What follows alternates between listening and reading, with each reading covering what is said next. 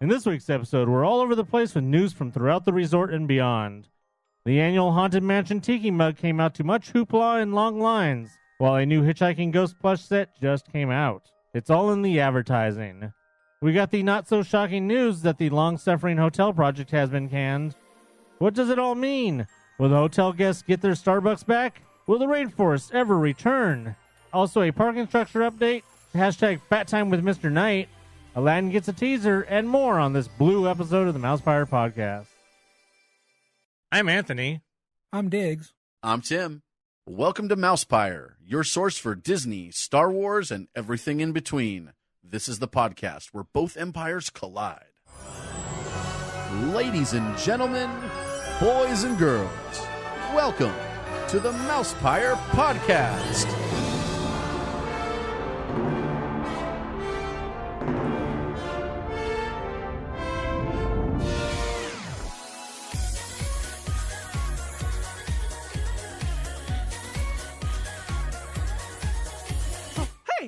What's going on? Uh-oh. The apprentice lives.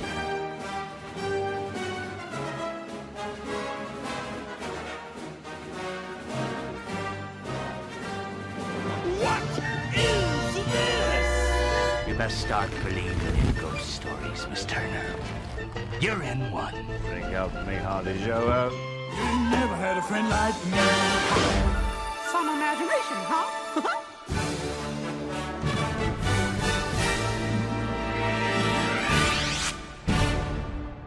Made you look.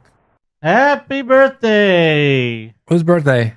It was Nightmare Before Christmas last week. Yes. There's merchandise all over the place. Yeah, they got a lot of merchandise. They got too much merchandise. It's like, I mean, I like Nightmare and all, but it's only part Disney. well, it's the part of damn phlegm. Whoa. It's the part of Disney that makes money. Yeah, exactly. that's what it is. Merchandise. Up the ass. So yeah, tons of merchandise for Nightmare Before Christmas. And if you guys hear anybody else besides us talking, that's stupid Joe Buck in the background there with while watching the Dodger game. So while we're listening to the Dodger game. So yeah, that's what's going on. And if you hear us say shit or we get mad, you know they're doing bad.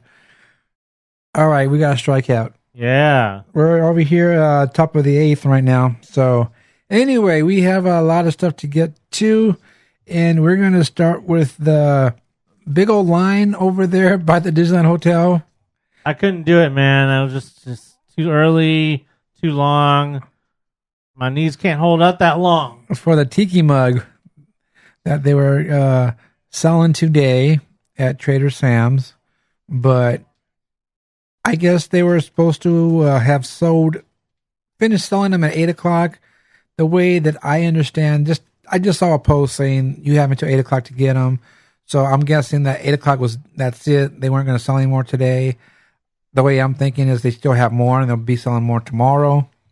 So anyway, if you guys got your Tiki mugs, that's pretty cool. Just like Anthony said, it was too early for even me to go over there. Well, it wouldn't have been early because it would have been me just driving before I even went to bed. If you would have said you wanted to go, I would have went with you. Oh, I would have wanted to go.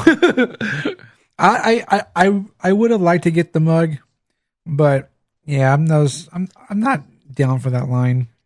Now, we talked last week about Walt Disney World's had theirs come out, and we talked about how it looked. Yeah.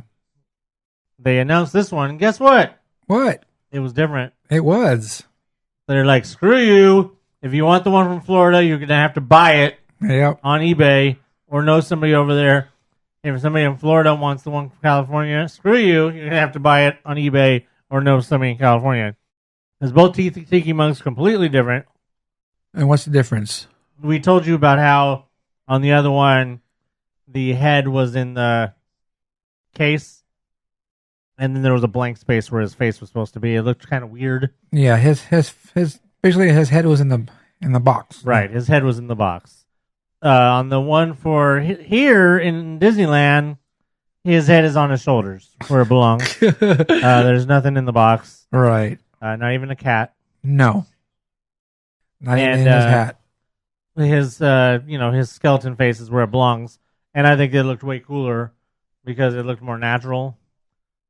Obviously, my most ideal thing would have both of them, but Yeah. if I had to choose between the two, I think I would rather have the one we had here just because it looks more natural.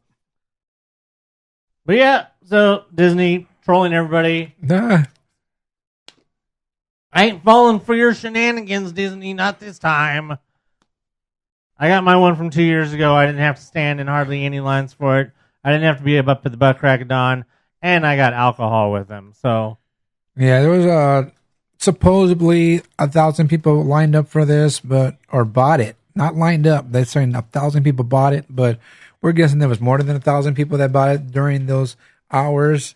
And well, if you were one of those people in line, well, how are your feet feeling? Yeah, I wasn't gonna go in line for that. It was, I want it, but whatever. Maybe one of our listeners got an extra one and would like to give it to me. I know they already put them up for eBay for like $1 million. So speaking of eBay, I bet you Tim got a whole bunch of them. So yeah, that went on sale today on Tuesday, and we'll see how long they last. Also, something else that went on sale were the Hitchhiking Ghost. Now they can really follow you home. Now it's the plush, just like Hatbox Ghost, that also came with the gargoyle, which I didn't even know until I looked at the box, because my brother got one, and I was talking to Anthony about it. He was wondering how big it was, so the box that is, and I was measuring the box, how big the box was, and how big the plush were inside, and like, oh, hey, there's a gargoyle in there too. So that one with the Hatbox and the gargoyle was $50. The Hitchhiking Ghost with the 3 goes is $70. So that's about $23 of Ghost. And of course, the other one is $25 each. So I don't know. Maybe you're saving some money, but I don't know. But yeah, that went on sale on Sunday, I believe. Sunday, it was when it was spotted. And I got a message from one of our followers letting us know that was in the store. And you can grab that over at Disneyana store on Main Street, and that store on New Orleans or New Orleans. One of those is the front one. it's on the front one. Yeah, the front side of New Orleans. Anyway, is that what's it called? I was reading the name of it. The Curiosities. Port Royal Curiosities. I always just call it the Haunted Mansion Nightmare Shop. Yeah, you can find it in there. And I'm not sure, but do you think they have them at the Wonderground? Did they have them there before? I don't know. For some reason, that came to my mind yesterday. Maybe they had them there, so you don't have to go inside. They would only be there if it's something artwork related, or I know Funko has stuff usually over there, but other than that, I have no idea. Yeah, so anyway, that's where you can find those, the Hitchhiking Ghost, and I know they're still there as of today, Tuesday, so you can go. If you guys know any cast members, you guys should hope that they stick around until cast member holiday discount starts, which is soon. So yeah, that's 2 other merchandise items you can get besides the Nightmare Before Christmas anniversary items. They have the hoodie, like a hoodie sweatshirt, and I saw it when I was there, and I was like, hey, it's pretty nice. I like the colors. I believe it was $60. I was thinking, like, I would wear this. It's really nice. I like the graphics on there. It was something I would wear. And of course, all the other merchandise they came up for Nightmare. So you can go to the Nightmare Before Christmas Haunted Mansion shop and go check that stuff out. And of course, they have all the items in like the Emporium, and then over at Elias and Company. And then they got some brand new plush items that came out too, with like Jack and the Sleigh. Right. And I can't remember everything else that came out, but I remember seeing that one. Yeah, the Jack and the Sleigh, I sent you a picture of it. I didn't know if you had already seen it or not, but they saw that one. It looks pretty big from the picture. I can't really tell. It's about...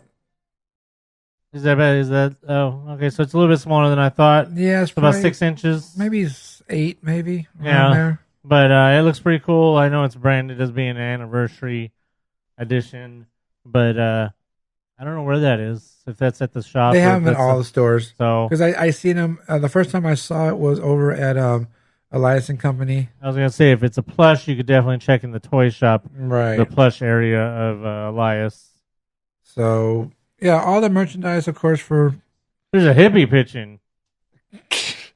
all the merchandise for Nightmares all over the place. And, yeah, you can try to get the Hitchhiking Ghost. And hope you guys had fun standing in line for the Tiki mug. Hey, you know what? If Dodgers lose this game, that almost is gonna pull the plug on their postseason chances. You think? Maybe. I think so, too. You know what else hasn't had the pulled? Pulled pork? Ooh. You know what else has had the plug pulled on it? What? That damn hotel. Oh, I know, huh? That's like we knew it was going to collapse before it even started being built. Kind of like the what was it called? The Eastern Gateway.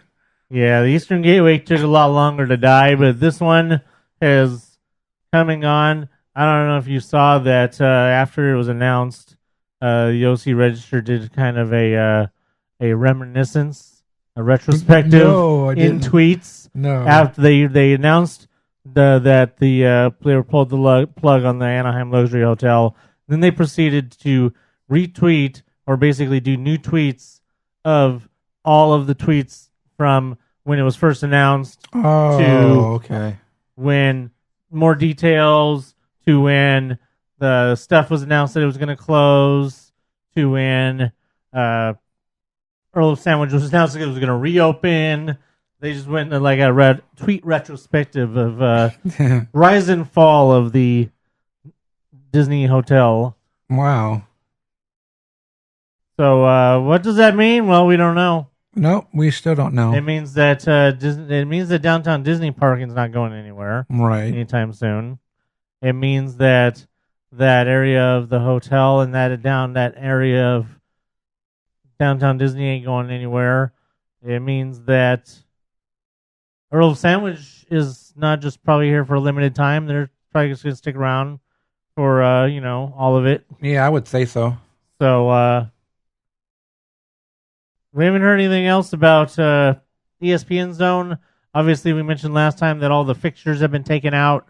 So I would think that if they're going to open that back up, it would be something other than ESPN Zone, because they have no reason to go back to that name because it was the last one, except for maybe just for nostalgia or name recognition. But I would think it would be just as easy to open it back up as something else. The theater, we've heard different rumors. We've talked about that before. But somebody has reached out and said that they're willing to come back in. Yes, I think the gorillas are coming back. Whoa. Well, the gorillas want to come back. Oh, okay. So Rainforest Cafe says they want to come back to downtown Disney, but Disney says we haven't talked to Rainforest Cafe, and there's been no talks about it, but Just doesn't make any sense with that building particularly. The building is specifically designed for them. The exteriors are all facaded just specifically for Rainforest Cafe. If you weren't going to bring Rainforest Cafe back, you wouldn't be able to just have any other restaurant in there unless you're going to remodel the whole place. But you'd think it would just be cheaper to bring Rainforest back. Or are you going to be like, oh, here's our Jungle Book themed restaurant that we're going to open now? now the Rainforest Cafe is owned by Landry's, and I saw that, and the first thing I thought of was, oh, wouldn't it be great to have a Landry Steakhouse there? But that would also require a remodel. yeah. But what I was getting at is that they actually have two restaurants they operate in Walt Disney World. They have the T-Rex Cafe in Disney Springs, and they have Yak and Yeti quick service eatery in Disney's Animal Kingdom. So they already have a partnership with Disney, Right. in a sense. So why wouldn't Disney say, "Hey, yeah, please come back"? Because they already do the business with them. I can understand maybe Disney has an idea of what they want to do with that building. of course, anything new that Disney wants to put in there is going to mean that they're going to probably tear down the building in some way and rebuild it just like they did with Splitsville and all that stuff. But I don't know. I would think it'd be a better idea to. I think it'd be a better idea for Disney just to have Rainforest come back. Like I said, if Disney wanted to do something else with the building, then they're gonna have to spend the money to do whatever. Well, it's going to take longer. It's going to take much longer. Right. It's not like with Splitsville, which those plans had probably been in works since before House of Blues closed. The plans had probably already been approved and everything. They probably knew that they were going to build the Splitsville there before that. So, don't catch that shit, Yelich, bitch. He ran into the wall. Anyways, yeah, so it just doesn't make any sense because, yeah, all those other places, even the remodel of the Build-A-Bear rides or whatever the hell, that building to have those new places in there, even that was in the works for probably well over a year. Yeah. This is all sudden. They just now, they found out this is barely a week ago they pulled the plug on this hotel thing. So there's no way that if they want to leave that space empty for well over a year, then they probably they'll put something else in there. But that just doesn't seem like something they should do at this point because they weren't prepared for it. Yeah. So I guess we're just going to see what happens with that. But, Earl Sandwich is back. So now we know that the Rainforest wants to come back. And I guess now, like they say, the ball's in Disney's court now to see what they want to do with that. All right. So, also another business that closed down there was Starbucks, of course. Per the article from OC Register, it says that Starbucks doesn't have any plans to reopen that location on that side. So, what? You mean the location that was begged for by the hotel guests? Yeah. For so long? What? A spokesman from Starbucks said, at this time, we remain focused on serving customers in Anaheim at our existing stores and have no store opening plans to announce. So, you know what that makes me think? That makes me think they didn't want that extra location there from the get-go, but the guests complaining, Disney probably said, can you guys open another location? Maybe. It's just the way that it was told to us about how, it was because of guests complaining that they had to walk so far. It just sounds like something that, Disney wanted them to do. All right, so as far as Rainforest is concerned, we'll see what happens with that. See if Disney says, hey, come on back. And I'm pretty sure when they do decide, you're going to start hearing all over the place that they're coming back. And you might hear some Toto. Maybe. You never know. All right, so moving over a little bit from places that we don't know if they're coming back or not because they already left, to something that's coming, and that's the new Mickey and Friends addition to the parking structure. I guess that's not really the right way to word it, but whatever. You know what I mean? The parking structure. Well, they just announced to go along with that a new project that's going to go along with it is going to be a new pedestrian bridge over Magic Way. Yeah, that's pretty cool. Yeah, I think that's the bridge they wanted to build on the Easter Gateway. Yeah, it's probably going to be the same architecture. This one basically is going to, because right now, if you want to get from Mickey and Friends to like the western end of downtown Disney or the hotel, you have to walk. Yeah, you have to walk over to Magic Way. Through that little narrow walkway. I know you haven't been over there. So anyways, before you had to go on this little walkway, they used to go one way, and then when they started building the new parking structure, you had to go on this walkway that went this other way, and then you got out to the street, and you walked down to the crosswalk, and then you crossed and all that. Okay. I know you haven't had to walk over there, so no, I've been there. you remember when you had to go around this way, yeah, and go by where the trams used to be parked, yeah. And then through that opening. Well, now they have you go basically around.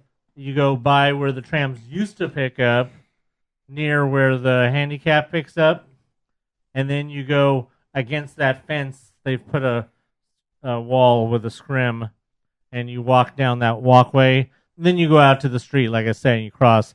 Well, now basically they're going to make it so that way you probably go directly from the parking structure, and then it'll go across, and then I don't know. There's a picture. It doesn't really look like it doesn't really show you where it goes. I know. I was looking at that. Like, where do you come out of? It doesn't really show you where it goes. It just kind of shows you that it goes somewhere. But so we'll have to wait and see what happens. Basically, they're just making it where you don't have to cross the street. Yeah. Not that was really that big of a light to begin with, but I guess they're expecting more traffic, and maybe they're going to push it more for this to be an entrance to a way to get to downtown Disney rather than taking the tram. That would make sense. Maybe they're going to redo the whole walkway there or something, or maybe they're going to do a skywalk all the way to that'd be cool. Downtown Disney. That'd be cool. Because one of my biggest complaints, obviously, was with the Downtown Disney and everything being added on to the original design, was compared to like Disney Springs or City Walk, whether in Florida or here, where you park and you're directly already on the Downtown Disney or City Walk or whatever. You just get out of your car and you're already there. Right. There's no tram. There's no extra walking or any of that stuff. Some of them, like at Universal now, with one of the parking structures, or even at Universal in Florida, the parking is all by City Walk, and then you have to walk through City Walk to get to the parks. And it's something they could do. I just don't know why they don't do it. It would be a long walk though. If they extended Downtown Disney all the way to Magic Way, I could see them doing that. Right. Because then it links the parking structure to Downtown Disney. And then you could eliminate the trams altogether and you force everybody to walk through Downtown Disney. So cool. Yep. We'll see what kind of convenience that provides and everything. The parking structure is coming along. With all the news of stuff that opened up, or coming, who wants to come back, we have the news of Rainforest wants to come back, and all that other jazz going on. Well, Salt and Straw is open, or One Straw. Salt and Straw opened up. I think they're already out of straws. But yeah, Salt and Straw opened up on Friday. I believe it was 10 o'clock in the morning they opened up, had a ceremony thing, and cutting some ribbons or something like that. I don't know. I wasn't there. I wasn't trying to get up early to go to see Salt and Straw opening. But it's open now in Downtown Disney. And we talked about it last week that they're pretty pricey on their menu items. I haven't heard anyone's review of the ice cream yet. And like I said, I haven't been down there. So I will probably go down there sometime soon. I am a little interested in the ice cream they have there and see what it's like. And I'll just probably pay a little quick $5 for a little cone. Well, I did get a note that Disneyland AP tweeted out to note that they do get an AP discount there. Oh, good. So in case there was any question about that, Disneyland AP did confirm that there is an AP discount. They just didn't say. It says, grab your shoes, get down here, and don't forget to ask about your AP discount. Oh, that's good. It's always nice to save some money when you're down there. Yes. But yeah, Salt and Straw opened up. Next on the list is, of course, you have Black Tap. And what's the other place called? Ballast Point. Yes, those two. So speaking of Black Tap, they are having a job fair right now. Well, not right now, but coming up.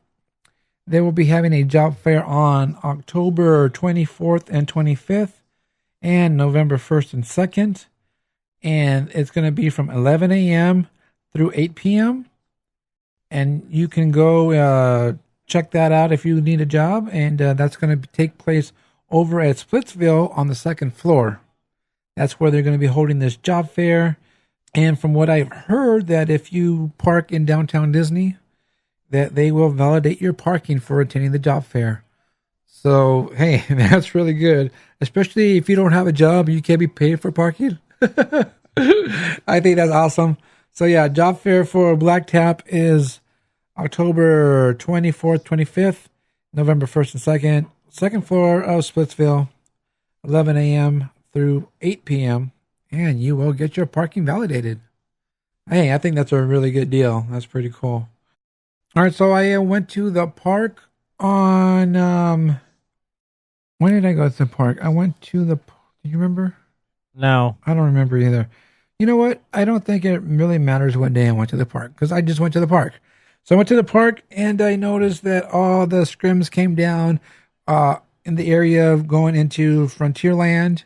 You know, we've talked about this article, this Disney website said that they're going to be expanding the walkways because of Galaxy's Edge and blah, blah, blah, blah. And I'm just like, okay, well, that did not happen. You know, you put Disney goes and puts up scrims so they, you know, don't ruin quote unquote the magic while they're redoing something over there. And right away people come up, oh, they're going to take the walkways out and make them bigger because Galaxy's Edge and this and that. And which is something I did not even believe in the first place when I start seeing other, you know, so-called Disney reporting sites or whatever said all this crap. And I was there and I looked and the walkway going into Frontierland looks exactly the same. So why did they have the scrims up then? I think all they did was they did whatever they were doing inside with the planters, where the water is. And to me, it looks like they took some plants out. It looks like they cleaned it up inside. It looks really nice. You know, that's what I think they did. They just did some landscaping stuff inside there. Oh, okay. And that's, I mean, it'd be like, yeah, that's all it looks like they did. They didn't remove this because of this. And you get one of those sites to say this, and then everyone picks up on it. Oh, this is why they're doing it. Oh, this is why they're doing it. You know, and just like, until you can. That's why we don't do that. Yeah, I'm like I said, we talked about it and said these people said now, this was going on. OC Register did talk about them widening walkways and taking away benches and stuff. We do know that has happened, but we'll see what happens with that kind of stuff. Yeah, I mean, they did take some stuff away, like we talked about in Tomorrowland, and they did take the stuff away, or those that little brick area in front of Haunted Mansion where you line up for if you have the Fast Pass and all that kind of stuff, the ADA Pass, or what they call it, whatever, you know what I'm talking about, the DOS Pass. MS-DOS? Yeah, that one. So, but other than that, that walkway going into Frontierland is the same. They're not whiting anything. They're not even move anything. Because you know what? Every time I went over there and I saw the scrims, you look at the scrim and it's right on top of basically the curb. You have the curb and then you have the wrought iron fence that goes along. And it was like right there on top. You would think it'd be out further if they're going to break up that curb. Right. And it would be smaller. The walkway would be smaller because they're taking the curb out and making it bigger. But I never seen that. And then all of a sudden, when I was there, I see it open and nothing's widened. So, yeah. When it comes to those news, so-called reporting news sites that's not official from Disney, yeah, think about it. Now, I have heard a couple things from within Disney circles that is saying some rumors, if you will, or insider. We'll have to wait and see that say that once Galaxy's Edge is open, that one of the next projects they want to do is to redo all of the Fantasyland queues.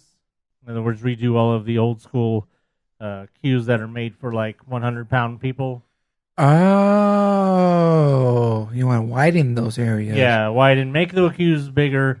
Well, some of those queues you almost have to take out all the railing and completely redo it. I mean, with all the dark rides. I'm just thinking when you're in Pinocchio, that's one of them, and of course, what was the other one I was thinking about? Oh, Mr. Toad. Right. So yeah, that's interesting. I mean, yeah, that's a rumor going around within Disney, and then of course the rumor that won't go away is the rocks at the front of Tomorrowland going away. Right. Which, from what I hear, was actually planned for this last off season, last off season when they did the brick in Main Street. Right. That was actually supposed to be them taking the rock out instead. But Oh, they decided right. to do the brick instead. Yeah, make sure you get off the bricks. Yes. The other thing real quick I want to say is, when you're talking about the dark rides and redoing that, it'll be interesting because those dark rides should be going into refurb probably in January. Not all of them, but maybe a couple of them, or at least one of them. So We might start looking out for some signs when those go in refurbishment next year right, of them maybe preparing to do what I'm talking about, or maybe actually start doing them since they know that they'll be wrapping up on Galaxy's Edge by then. and they'll probably unwrap that after Christmas. Yes. So yeah, that's interesting. I can see that. I can actually see that is something that needs to be done. Well, you look at the fact that they, I think it'd be two things that they would do, because you look at Dumbo as an example, is not only making the queue more comfortable, but also maybe making a covered queue.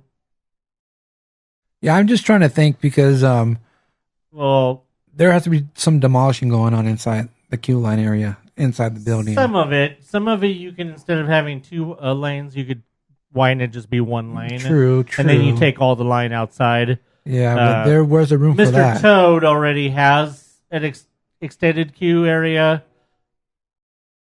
The other ones don't. The other ones don't. Except for Peter Pan. Peter Pan's not even really. I mean, that's kind Yeah. of that would have to be covered if they were going to do some covering. The other thing I could think of was if they demolished the Christmas shop now, which is what it is now. Oh, right. If they demolished that building, I don't think they would do that because that's a old building. That's where I believe that's where Merlin's magic shop was. Yeah. Where Steve Martin worked. Not Main Street. People that don't know what they're talking about. It's because his picture's in there. Oh, right. Yes, that proves that he worked in there. Yeah. Right.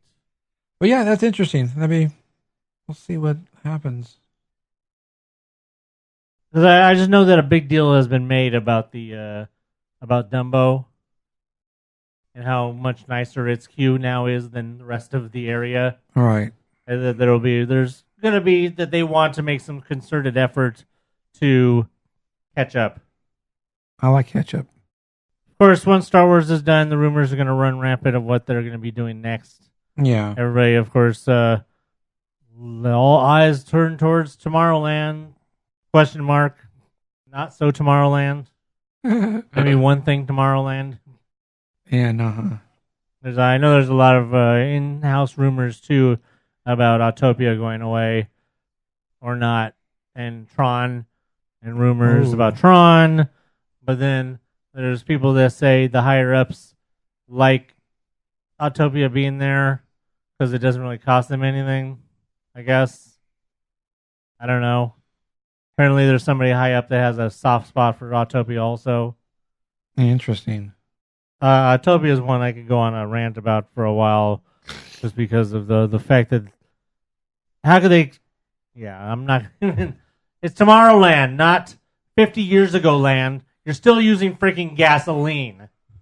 Sorry, those were supposed to have been electric, 20 years ago, 15 years ago? Long ass time ago, those were supposed to have turned to electric. We were promised that when Honda was going to come in, they were going to become electric. We assumed that at some point Chevron was going to turn them electric, but that never happened. Did you know it's 10 degrees hotter over there? Interesting. Even at the train station, it's 10 degrees hotter in that area because of Autopia and all the fumes it puts off. It has its own greenhouse gas. Well, speaking of Tomorrowland, over there at the Tomorrowland Theater, we have the Pixar short still playing. And we finally got an end date, and that is November 4th. So you have until November 4th to get over there and check out all the Pixar shorts that are going on over there right now. I don't remember the names of those ones right now, but that ends on November 4th. And also ending on November 4th is the Nutcracker and the Four Realms sneak peek over in DCA. And that will end on November 4th. And I'm wondering, do you think that they Ralph. would put the Ralph in there, Wreck-It Ralph? You said that's also in on November 4th? Both of them will end on November 4th. Wreck-It Ralph comes out in theaters on November 21st. Yeah, I just looked that up. Now, the thing is that's kind of weird about that is that I don't think we've ever had a preview leave the same time a movie comes out, first of all. Is that when Four Realms come out? Four Realms comes out on the 4th, I believe, or sometime around there. So that would be like the preview is going to end the same time as what that the movie actually comes out. So with both of them closing on the same day, your guess is as good as mine. I would say it's almost a guarantee that Ralph is going to going to one of those places. I would think so. Especially with both of them closing on the 4th and Ralph not coming out until the 21st. It's a guarantee that, what's the following Friday? Or what's the 4th? What is the 4th? The 4th is a Sunday. 4th is a Sunday. Well, by that following... So I guarantee by that following Thursday probably we'll be seeing Ralph. Four Realms come out on the 2nd. Okay, so it's going to stay in there a whole 2 days after the movie. Right. Which I think is a first.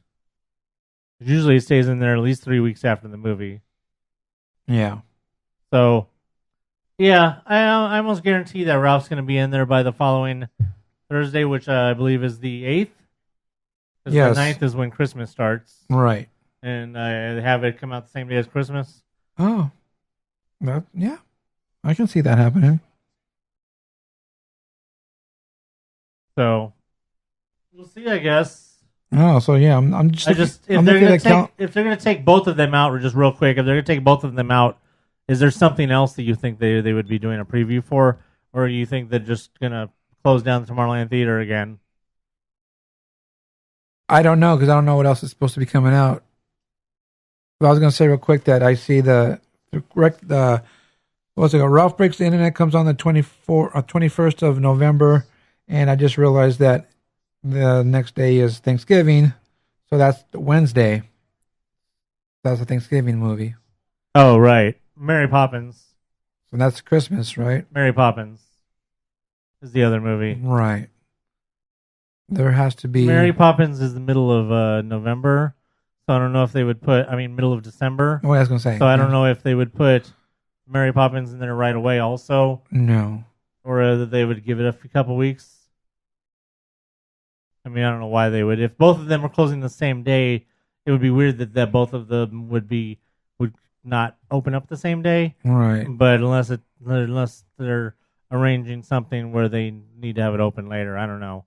Because then that would mean that the Mary Poppins preview would be open longer than the... I would think Mary Poppins Ralph would go into Sunset Showcase Theater. Right. And probably Ralph over there Tomorrowland if they're going to do both. Neither really makes sense, but Tomorrowland.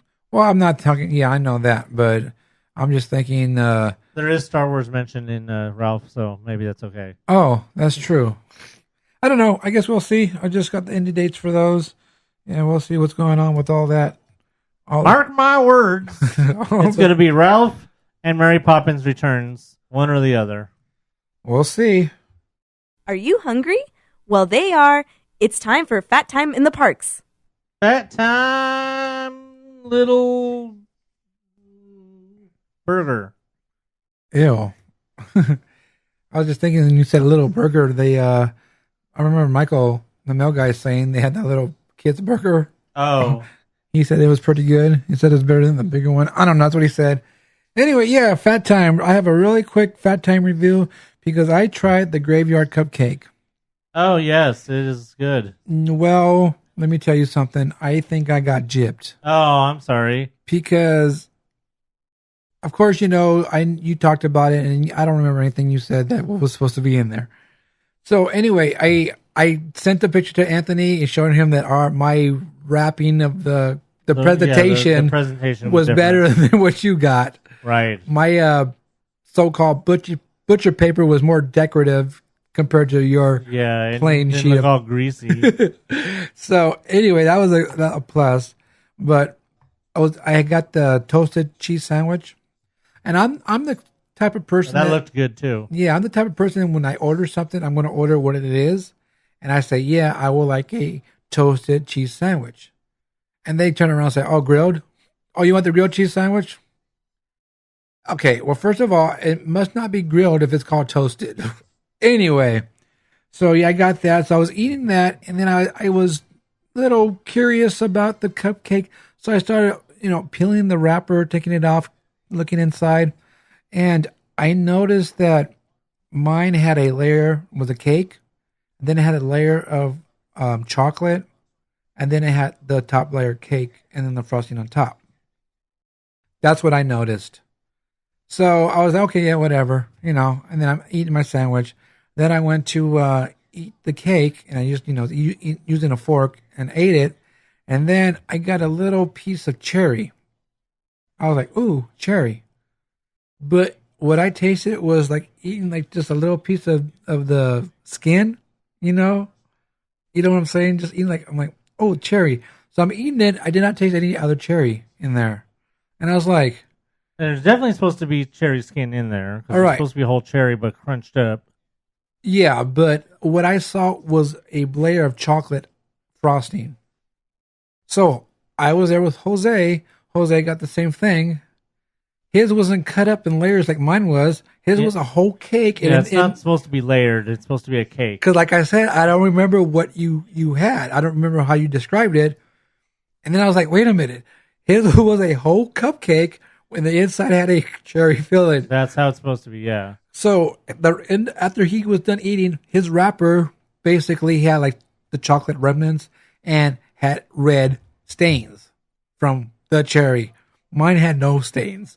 So I did not get any damn cherry in my thing. And I was like, what the hell? I don't believe I got chipped. So I don't know if I got the...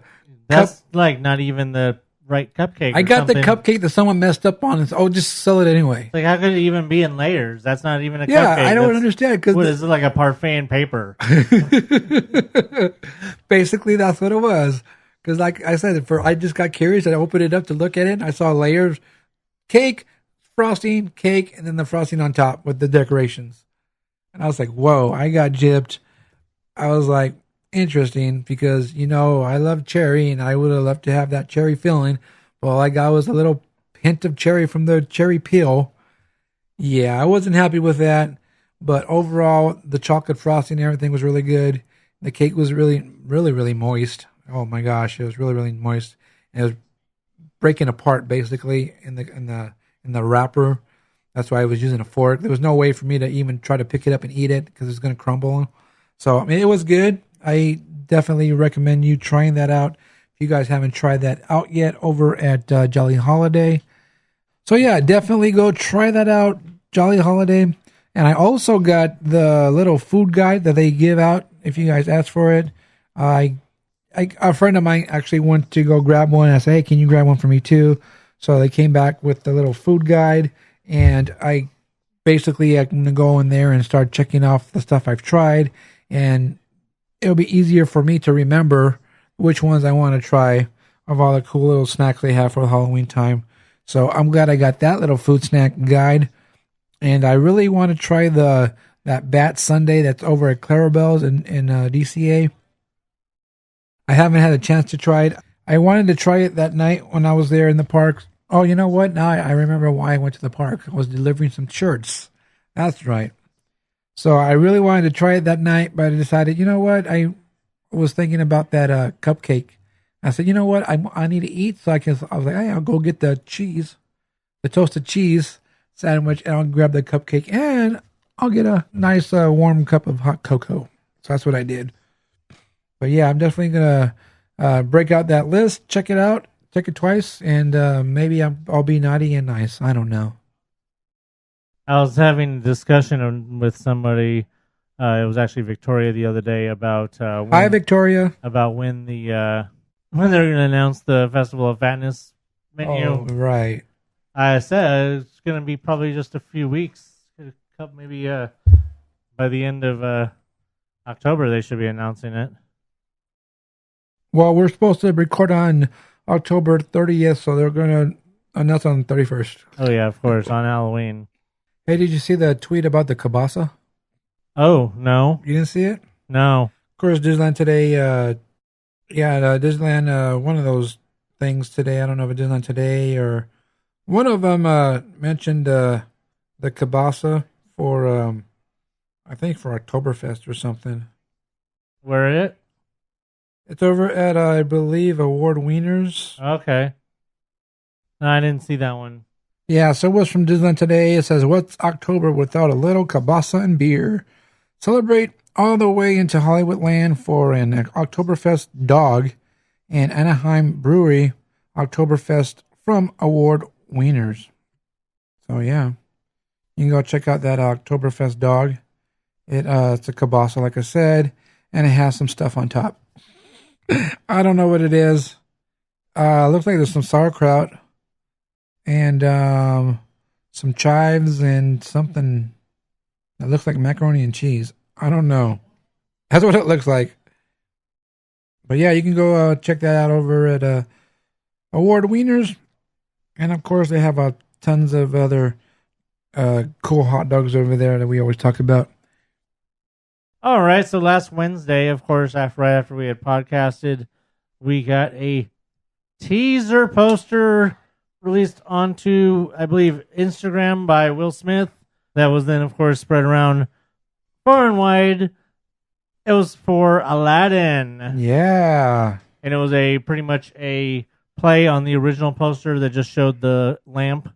And this one just looked much more fancier. And it said at the bottom, choose wisely.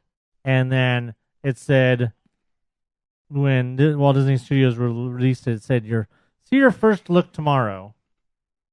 And of course, that is in theaters May 24th of next year. So, naturally, on Thursday, I believe it was sometime in the evening. Yeah, because it was actually, was during, I found out after I'd already seen it on Twitter, but apparently it was shown during the 2-minute warning commercial on Thursday Night Football. Yeah. Which I was doing something else, so I wasn't watching. I went somewhere. So I didn't see it when it was on TV, but apparently it showed, like I said, during the 2-minute warning of football. Oh no, it's on during football again. I went to Disneyland. That's the day I went. Oh, okay. Because, I went to Disneyland on that Thursday, and I was watching the football game. And then I saw it said, oh, during the 2-minute warning, we're going to show blah, blah, blah. Like, oh, okay, well, I'm leaving. And then when I got to, when I was on the bus to go to the parks, 4 minutes ago, it came out, the trailer, and I watched it on the bus. So, yeah, that's the day I went. Yeah, so I didn't even know it was supposed to show, but I was just following, and then I saw that it came out, and I was like, oh, cool.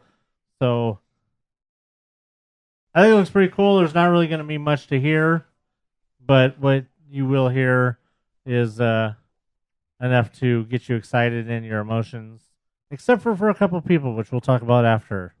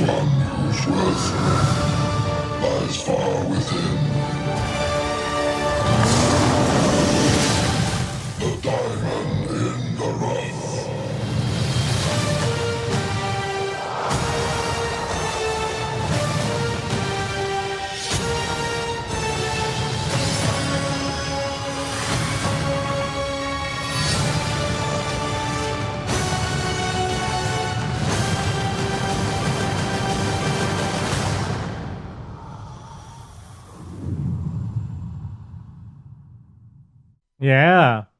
I'm excited. No genie. No. Not surprising. Right. Somebody was saying that they think maybe the next trailer will be Super Bowl. And then we'll see the genie. Probably. That's somebody's prediction. And then the time frame makes sense on that.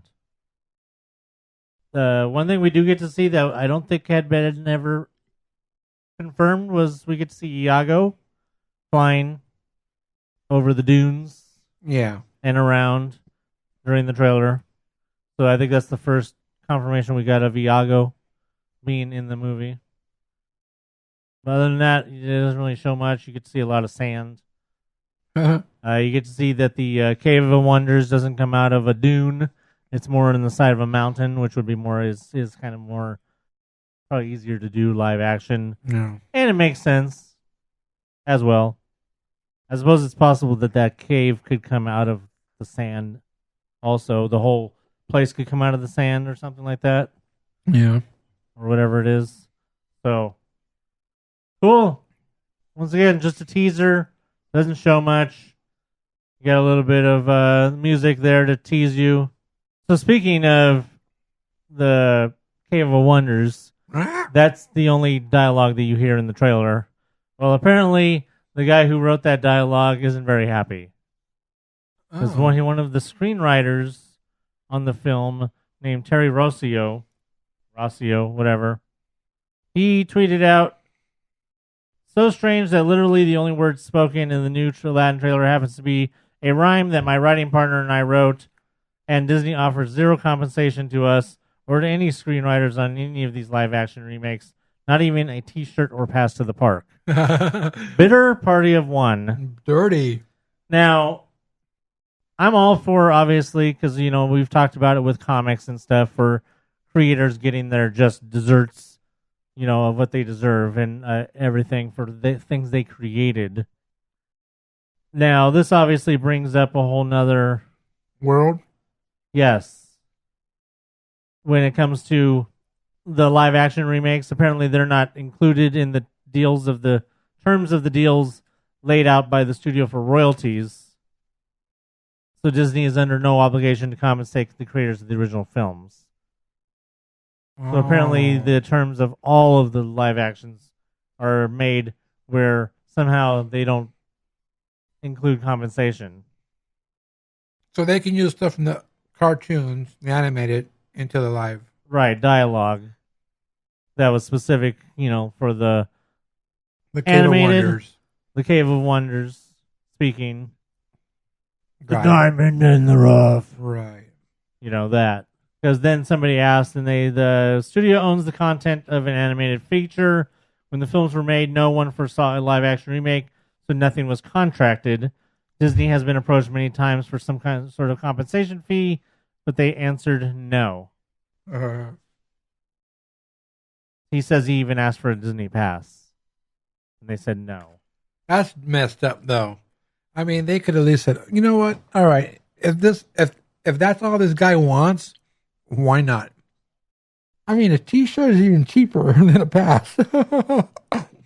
It just, it's like I said, it's on the same order as a lot of things with comic creators, and then stuff gets created based on their creations, but DC owns the right to the creation, so they have no say and things like that, and it just makes a lot of people really mad. So we're all excited for Aladdin. This guy, not so much. Yeah. He just wants his damn pass. All right, so just a reminder that coming up on the 20th, in case you guys have forgotten, DuckTales is back. Woohoo! Woo! Yes, DuckTales Season 2 will be coming back on Saturday, October 20th. I'm not going to say the time because it varies depending on who you have and what you have. It says 7:30 a.m., but it might be like if you have DirecTV, it might be on at 4:30 a.m. or something like that. Who knows? Make sure you check. If you're already recording, it should continue to record. If not, then keep on going. They have a lot of guests planned for this season. I see Julie Bowen from Modern Family, Edgar Wright, director of lots of things, Baby Driver, Jack McBrayer from 30 Rock, Jamila Jamil from The Good Place, Lance Reddick, and of course, as reported before and now confirmed even more, Jose Carioca and Panchito Pistoles will be appearing to reunite with Donald as the Three Caballeros. That was cool. I like those guys. They will be voiced by Bernardo de Paula from Rio and Arturo de Puerto from Fear the Walking Dead. Interesting. We got a little teaser for probably the first part of season 2 or something like that.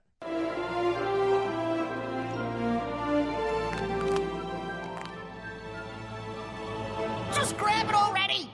The idol of Cibola is not a trinket to be unceremoniously swindled. Legend has it. But can we just wrap up the whoa and get to the wait, what already?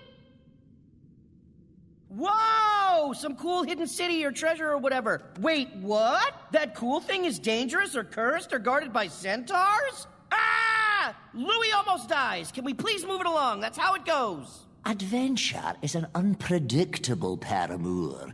You've got to judge every angle. No two perilous scenarios are alike. Whoa! Wait, what? Well, that doesn't mean... Wait, what? So DuckTales this weekend. Woohoo! I think that's right. This weekend? Yeah, this weekend. Cool. All right, so today, The Connors came back, ABC, and I watched it, and I'm going to warn you that what I'm about to say has some spoilers. Rude. Oh, well, hey, it's already Thursday, so came out on Tuesday, and yeah, so if you don't want to listen to, if you haven't seen it, you plan to see it and everything, well, maybe don't listen for the next 5 minutes, or maybe 2. That was a long time. I don't know. Anyway, so yeah, Connors came back, and I took a little peek at that to see how they were doing things, and we did talk about, hey, they're probably going to kill Roseanne off by her, or because she was going to have surgery on her knee, and maybe she died on the... Ow, my knee. Like your knee, exactly. And maybe she died on the operating table, and Bye. That can be one way they can kill her off. Well, no, that's not how they killed her off. They actually had her, she did have her operation, and before I get to what actually happened, when Roseanne was coming back the first time, they did say that they were going to incorporate a lot of things that are going on in today's, in real life. Basically, what they did that, in the old episodes, it was basically what's going on in real family life and things like that. Well, they were going to incorporate that into the news, Roseanne, and basically we talked about how she was going to incorporate basically like political. We said that she is a Trump supporter, so those episodes were going to, relay her message of being a Trump supporter and things like that. Well, the Connors, they're doing the same thing with what's going on in the world, and I'm gonna guess that they're gonna shy away from the Trump supporting Trump in these episodes. I don't know. There was no mention of Trump in this episode, but what she died of basically was a drug overdose. So she had her knee surgery, and of course, just like me, after having surgery, they give you painkillers. So they wrote in basically the opioid, is that what they call it? Opiates. What's going on with that going on right now. And so she just got hooked on the painkillers. She couldn't get any more painkillers, so she was going to friends to get the painkillers, and that's what basically killed her. She died of an overdose. At first they thought she had a heart attack, but Jackie was a police officer, so she knew somebody who did the autopsy and got a copy of the report and said she died from an overdose and it wasn't a heart attack as what they first thought. So once again, they're introducing what's going on with the opiate addiction going on right now in society and things like that. So that's how they killed her off, and I think it was kind of like a cool episode because it wasn't just, them being sad that, Roseanne died. They are sad, but they threw a lot of comedy into it, which was I was really surprised at how much comedy they threw, making jokes about basically her death. So it was kind of interesting to me how they did that. Yeah, Roseanne's dead. We knew they were going to kill her off. Now we know how they did it. I think the way they did it with the comedy was really good, even though Dan was really, really pissed off when he found out who she got the drugs from, because Becky found the pill bottle, and it didn't have Roseanne's name on it. It had someone else's name, and Dan was basically putting her name on the side of his truck, saying, you killed my wife type of thing, you gave the drugs or something like that. And that person did come to Dan and talk to him about it, and Dan was really, really pissed about it. But in the end, even though this person gave her the painkillers, it was Roseanne's, her choice to take them. She's the one that took them. That person didn't put the painkillers down her throat. Roseanne took them, and she's the one that paid the price. So I thought the episode was awesome. It was really good how they did it. And like I said, spoiler alerts. And if you guys are mad because I spoiled it for you, well, I tell you not to listen. All right, so real quick, I want to remind you guys about the D23 Expo tickets that are already on sale. And you have until November 20th to get them at the early bird price. After November 20th, they won't go up. We went through that already. I'm not going to go through all the prices right now. But yeah, you have until November 20th to get the early bird price. So if you guys are planning to go to the expo, hurry up and get your tickets. And like we said before, Saturdays are going to be the first day to sell out, of course. So hurry up and get your tickets for the D23. Speaking of selling out, tickets for Star Wars Celebration, the Friday individual tickets just sold out yesterday, I believe, or today. So I believe that all that's left now is Sunday, I believe, and like kids tickets or something. Oh, and Thursday preview night or something. The only way I was going to be able to go to Star Wars Celebrations is if I mailed myself. That's a lot of freight. Yeah. Thanks, man. Speaking of mail. Yeah, we have some emails. And our first email is from Wreck-It Rachel. First subject line is TV. Mike TV? No, I remember that. Ed TV? No. She says, hey guys, not a lot of Disney news on my end, but you guys were talking about TV and I got into that. I love TV. So I like Game of Thrones, of course. I can talk theories about the last season for a while. Outlander is another one of my favorites, and I'm so excited it's coming back soon. I'm also looking forward to the upcoming Downton Abbey movie because I miss that show a lot. And Crazy Ex-Girlfriend is coming back for its final season today. So yay and boo. But I'm happy that she planned out an ending and it won't be an endless show that would have ended 2 seasons ago or got canceled before we had an ending. I'm looking at you, Timeless. Still not over that cancellation. Ditto.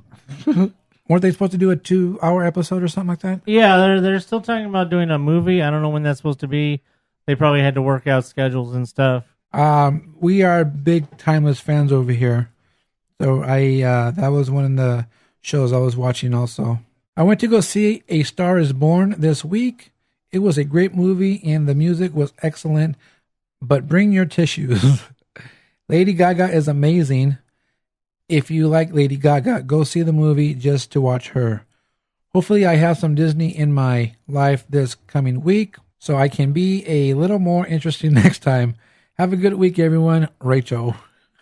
I'll just say that I've never seen any of the other Star Wars Borns, so that just tells you that I'm probably not going to go see this one as well. I saw the first one. Like the one in black and white? Yeah, it came out about probably a week and a half ago. Oh, okay.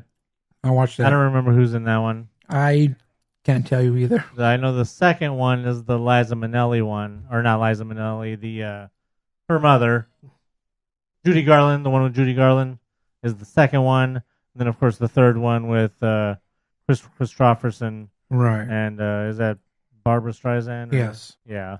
I know things, but I've never seen any of them. I have no interest. I did just get my A-list finally. Oh, yay. So we're probably going to go see, for one of the first things on my list is First Man. Cool. Because I've been looking forward to seeing that movie. I love space travel, like our historical space travel as well as science fiction space travel. So I look forward to seeing that. Plus, I look forward to seeing that movie to stick it all to the people who are boycotting it because of fake news. All right, so thank you for your email, Wreck-It Rachel. Hey, so I hear you have a small novel, maybe like a War and Peace, some Dostoevsky coming up that you need to read. I have a... I might need to go take a siesta while you read this email. I have a long email here from Mr. Knight. Yeah, it's quite an essay. I just wish Dan was here so he can grade it. All right. And I'm talking about a long email because it's a two-parter. So here we go. Food Time with Mr. Knight, episode 6. All right, guys, I got to start this out and let you know that this will be a two-part email and really long. Let's just hope this is the last time you do this. Well, not your food reviews, but said it'd be long emails. Yeah, you need to, no offense, but you need to rein it in a little. Just for this guy's benefit, if anything. Please, because it's hard for me to see anyway. I had taken some time off work to celebrate my birthday, which ended up setting up a lot of days at Disneyland and hanging out and having some fat time at the park and indulging in a lot of food and sweets. I hope your blood sugar is doing good. So let's get on with this since this will be long. So one of the things that happened was that I went on 2 Friday nights, Mickey's Halloween party, and got to see some of the costumes and how creative people get with them. I didn't pay because I was one of those that waited too long, and by the time we had decided on a date, they were gone. It's cool. I saved that money to eat some more. You snooze, you lose. So the one costume that stood out the most was this guy dressed as Scourge from Thor Ragnarok. Like a big rock guy. The costume was on point and badass. Oh, right. Yeah, that guy. That guy. He's not a rock guy. No. That's the one that was played by Carl Urban. The one that who's McCoy and who plays Bones McCoy in Star Trek. Okay. He was also in Lord of the Rings. Okay. So, yeah, I just wanted to let you guys know that Mr. Knight here sent pictures, of course, like he always does. And he sent us a picture with him and Scourge, the guy who dressed up as Scourge. So let's get this food time on the road. First on the list of adventures, I got to knock out a couple of things on my list of to-dos. Or should that be a list of to-eats? So I have never had anything from Bengal Barbecue since I've been going to Disney. So with your suggestion and task of trying out the Jungle Julep, I decided to stop on by and have a quick snack. So as soon as we got there, the line was so long, I was like, damn. But thanks to you and the podcast, I remembered that they have the mobile ordering. So I went ahead and placed my order and just stepped to the side and got my snack super quick. That's what happened when you guys listen to the podcast. You guys go, oh yeah, I remember this. Good job. It's an advertisement for how you should listen to the podcast. He says, just looked at everyone in line and just walked away with my snack and whispered, ha, suckers. That's cool. So I got the Jungle Julep, refreshing slush of pineapple, orange, grape, and lemon juices. So my take on this was it's good, and I can see how this would be. And this would be a really good drink when it's hot. It is super refreshing since it's really cold and the flavors pop and are really good, but it's too sweet for me. I got about halfway down and I was just like, okay, I'm done. You totally get the strong flavor of grape with the lingering hint of pineapple and the citrus juices, which makes it really good. As I was walking away, people were stopping me and asking me, what is that and where can I get it?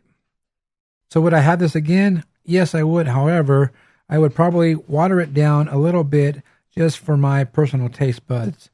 Would I recommend this to listeners? Yes, especially if you have a sweet tooth and or it's hot as hell.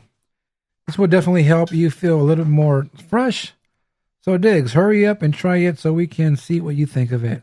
Yeah, and if I had somebody ask me what it was and they're standing right there and look at the menu, I'd be like, oh, it's a prune slush. Because it does kind of look like It does. the color is kind of prunish. All right. The other part of the quick snack was the Bingo rice plate, which is 2 regular skewers served on a bed of jasmine rice with a side of citrus miso slaw. I saw that. I believe it's $14.99 if I remember correctly. I want to try that one. But when we were going, we didn't quite have enough for that. So I do want to go over there and try that. It seems like a really good deal.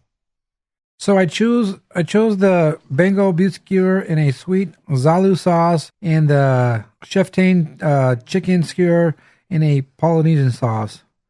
So this was a first for me, and was quite surprised how tasty and delicious everything was. For never thinking that something good and quick was available in this area of the park, it was really nice. The rice was nice and soft, almost a consistency of a sushi rice. The beef skewer was really good. The beef tasted good. The sauce made it taste like if it was a tangy barbecue. Just kind of wished it wasn't so well done, since it makes it almost tough to bite. That's too bad, because I don't think I've had anything at Bengal that wasn't good. I think everything there is good.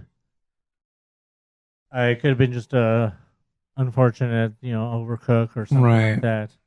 Like I said, I do kind of want to try that. He's still talking about the plate there, right? Yeah. Yeah, I kind of still want to try that plate. So at some point, if I get to try it, I'll have a follow-up review to compare to his. All right, he says now. Whoa. Good job. All right, he says, now if they change the top sirloin and put some ribeye or even some tri-tip, that would be awesome. The chicken skewer was really good as well, and the sauce was similar to a sweet and sour chicken. The miso slaw was a good palate cleanser. This ended up being my rave, which was super surprising once you see what's up on the menu. So would I have this again? Oh, yes, I would. Would I recommend this to the listeners? Yes, I would, since it's a fast bite, and if you had to, you can walk and actually eat at the same time. That's what you call food to go. One of my favorite also is the good old mint julep from the Mint Julep Bar. What else is there to say about it other than I just wish it had some rum. Where be the rum? So would I have it again? Oh yes, I would. It's an actual staple that's like one of the things that I usually have every time I go. Would I recommend it to the listeners? Yes, please have it and write about it, or better yet, some homework for the listeners. Please let me know which one tastes better. This is served in multiple locations, and I have been able to taste differences from place to place. Mine, hands down, is always better at Blue Bayou. So all right, guys and gals, get out there and let me know, where do you like it best? Now, if you've had this all the time when you go, and we talked about they changed the recipe, do you taste the difference? Yeah, I was wondering that the same thing myself. I was wondering if he tastes the difference, or if he never really had it before they changed the recipe, or if he mentions that different places making it is say Minjula Bar making it more sweeter, like how everybody complains about the new one, and is Blue Bayou still making it closer to the original, or are they just depends on who's making it. So I'd like to know his opinion on that, especially like I said, like we say, since they do say that the recipe has been changed, and most people unanimously who liked the old one aren't a fan of the new one. Right. And mostly everybody says it's too sweet now. Next on the list was some dessert. Corolla de Ville brownie in a spotted cup with black dark chocolate mousse and white chocolate mousse with a Corolla de Ville logo at Jolly Holiday. So I had a couple of bites of this, and I have to say that the brownie was really good. I might have gotten a really fresh one because it was so moist and just tasted really light and chocolatey. The mousse was okay, but the winner for me was the chocolate brownie. Now, if I can only get this brownie mix so I can make it at home. So would I have it again? It's a toss-up. There are other desserts that I would rather have, but If I was in a mood for some chocolate, I'd probably get this again. Would I recommend it to the listeners? Yes, please have it and write about it. Since you guys rave so much about the graveyard cupcake, I decided to get it as well. Like Anthony said, you look at it and you expect it to taste like something that's going to be meh and a waste of money, but he was right and it's really good. For me, the winner on this is that chocolate mousse. It was so good and just wish they had more of it. I got a lot of it. All in all, it was delicious. And yes, I agree. Just wish Disney would have presented it better. Well, you got the same wrapper I got. You didn't get what Anthony got. So the wrapper that he got is better than what Anthony got. It looks better, more presentable. It's because, they didn't waste the nice paper on us. Right. So would I have this again? If I'm in the area and craving some chocolate, I probably would. Would I recommend it to listeners? Yes, please have it and write about it. Next on the list is the Mickey Mummy Macaron. So I'm a big fan of cookies and cream. So I was really looking forward to the filling and the vanilla macaron. Yes, this was my letdown on the trip. The vanilla wafer part was so overpowering and it was just not appealing. I literally just ate one side of the macaron because it had a weird taste of vanilla and only really ate the filling. By the way, this reminds me of Deadma 5. So would I have this again? Nope. Would I recommend it to listeners? Save your money and get the graveyard cupcake. That's good. That's good. Did you try that? No, remember I said I didn't try it because it was... Do you remember I don't remember things? Right.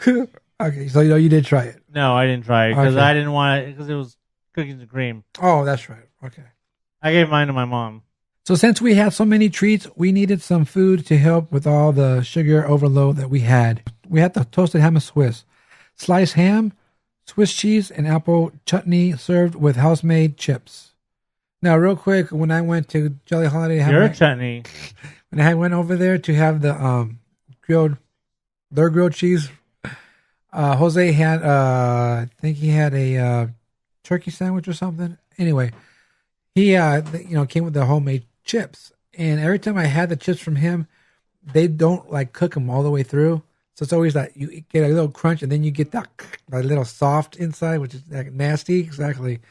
But when he got it this time, they actually cooked them all the way through, and they all of them I ate actually crunched. So I was like, oh, these are actually good. So biting on this was an interesting experience. You bite onto it, and you get the ham and the cheese, which tastes really good. The ham tasted as it had been sliced and put on the sandwich. Then you get a taste of the Swiss cheese, which is a thumbs up for me. Then you get hit with an unfamiliar note that starts out like of this is interesting and different, and then you get the full flavor of the chutney, which just made it awful for me. He didn't like the chutney. It was to the point that I had to scrape it all off, and even then the flavor lingered and just made it taste weird. On the plus side, them house-made chips were so good, and it's like I need to make these at home. Exactly. I mean, I don't know if he's ever had chutney before. It just seems like one of those things you would have wanted to make sure you like before you try it. I never had chutney. I cannot recall. So would I have this again? If I can't get it without the chutney, hell yes. I'm sure you can ask for it without it. Yeah, it's not like it comes with it. Would I recommend it to the listeners? Honestly, to each their own, but because of the chutney, and if I'm able to get it without it, probably not. You can't get it without it, but you can get it on the side. Exactly. The good old Jolly Holiday combo, toasted cheese sandwich with tomato basil soup. What can be said about this other than it's a classic combo and just sits well every time you have it?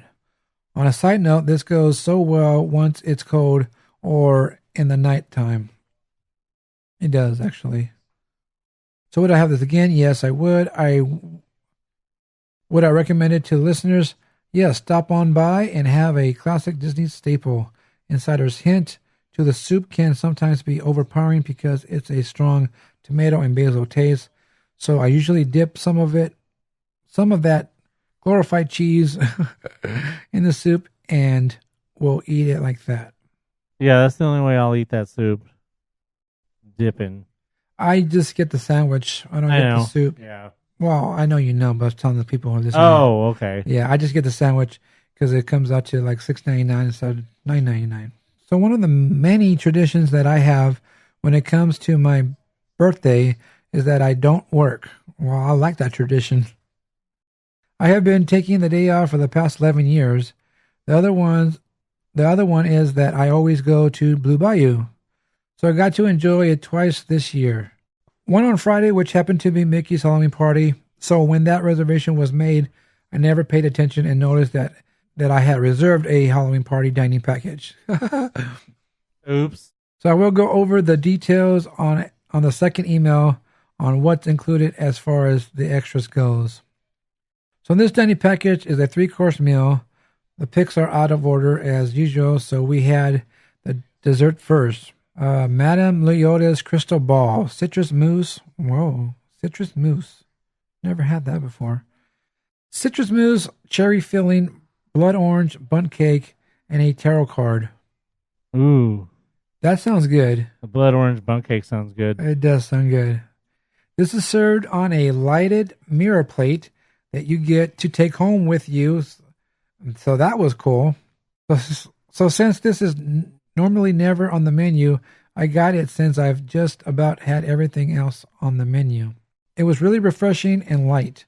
The citrus mousse was super light and airy and just tasted like a mixture of lemon, blood orange, and oranges. Really, really tasty and almost like a meringue from the meringue pie. The blood orange bundt cake was also good, and it was just a good way to end the meal. The tarot card reminded me of a macaron batter and was also delicious. So would I have this again? Definitely yes. Would I recommend it to the listeners? Yes, please have it. So this is Disney being cheap, by the way. If any of the listeners know, each restaurant usually has a small dessert that they bring out for your birthday. Well, I was expecting that on this trip to get 2 desserts, but instead they just put a candle on the tart and brought it out. So dirty award goes to Blue Bayou on that one. Since I was with my girlfriend for this one, I also got to sample her dish, which was a USDA prime rib with fondant potatoes, hen of the woods, mushrooms, natural jus, and horseradish. So the prime rib comes a medium rare. Oh my God, so juicy and delicious, full of flavor, and one of the best prime ribs I've had. Wow. I didn't even know they have prime rib now. That's at Blue Bayou? I guess so. They never had prime rib before. I don't remember that either. The fondant potatoes were good also, but they had uneven cooks on them. See, that's one thing I don't like about potatoes. They don't always cook them all the way. Especially in a restaurant like that, they're just cooking, and think they're done because they're fast serving the stuff like that. I'd send that shit back. I know. One of them you can see on the picture, it was just too well done and tasted weird. So would I have this again? It's really hard for me because I don't care too much for half of what's on the plate. But that prime rib was so good that I probably would go ahead and get it again. Would I recommend it to listeners? Yes, please have it and write about it. Now on to my plate, the bone-in ribeye, served with mashed potatoes and broccoli. Now this has kind of always been a staple for me, and I have seen a variations that Blue Bayou has done with this plate. Before in the past, it would be scalloped potatoes, but in my opinion, they finally hit it on the head with the mashed potatoes. In its whole, the dish was just so good. I'm a big steak eater, and this has been one of the best steaks that I've had at Disneyland. Now, I'm holding off on giving it the title of the best meal I've had because I have not tried Steakhouse 55 or Club 33 yet. Yeah, you want to hold off on that designation until you've had Steakhouse 55. But this was just a delicious meal, and never has this came out bad to the point that I would think twice about it. So would I have this again? Oh, most definitely I will. what I recommended to the listeners? Yes, I do. And I think it's worth the price on this one since it's expensive. So I decided to throw in this picture I was able to snap of a perfectly timed crow in mid-flight right above the train station on Main Street. Kind of crazy how crows seem to be flying across Main Street about an hour prior to park closing for a Halloween party. Makes me wonder if Disney has them crows trained. Have any of you guys noticed this as well? I like to find out.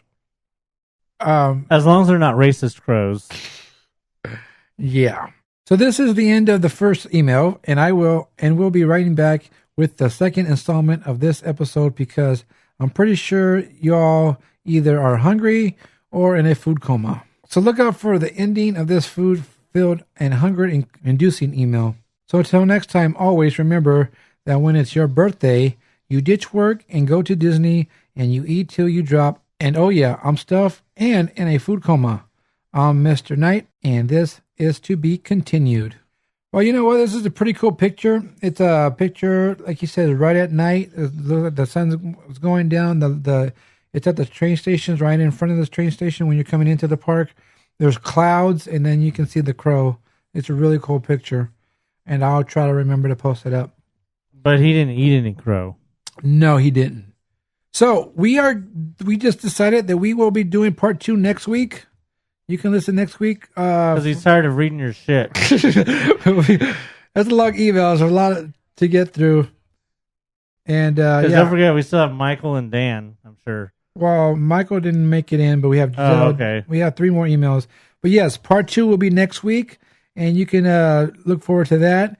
And that means, Mr. Knight, you don't have to write another email next week. And hold on real quick. I want to make sure. Unless you just want to write a regular non-food review email next week, answering my questions that I asked you earlier about stuff. What he said. All right, so your next, I just want to make sure that I put your email that I marked it that I didn't read it, so I don't lose it next week. Good idea. So thank you for your food review there, Mr. Knight. Appreciate that.